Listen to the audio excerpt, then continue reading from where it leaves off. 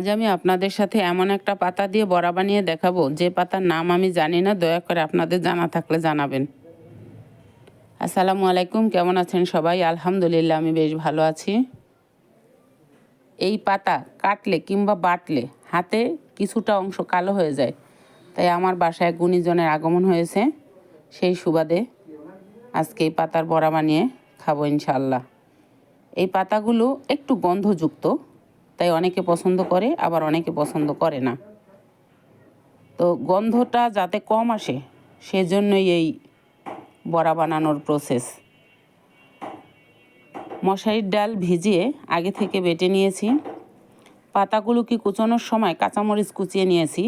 দিয়ে দিচ্ছি কিছুটা পেঁয়াজ কুচি, সামান্য লবণ, কিছুটা হলুদ গুঁড়ো,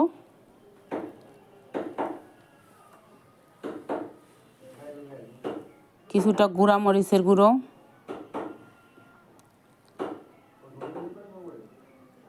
এবার সব কিছু মিশিয়ে মেখে নিচ্ছে। মাখানো হয়ে গেলেই আমি বড়াগুলোকে দিয়ে দিব ভাজার জন্য। আমি কিন্তু মাটির চুলায় রান্না করি, দুপুরের বড় রান্নাটা, আর এজন্যই আমার এই কড়াইটা এতটা কালো হয়ে গেছে। তো একে একে বড়াগুলোকে আমি দিয়ে দিচ্ছি।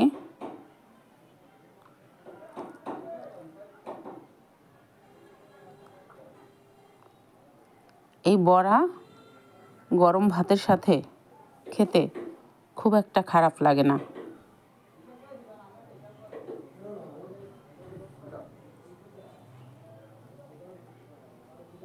আসলে সব সময় একঘেয়েমি খাওয়া দাওয়ার চাইতে একটু কিছু আনকমন জিনিস খাওয়াও ভালো।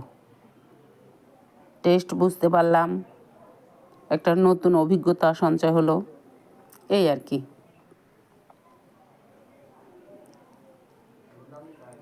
তো ঠিক আছে, ভালো থাকবেন সবাই। সবার জন্য শুভকামনা। আল্লাহ হাফেজ।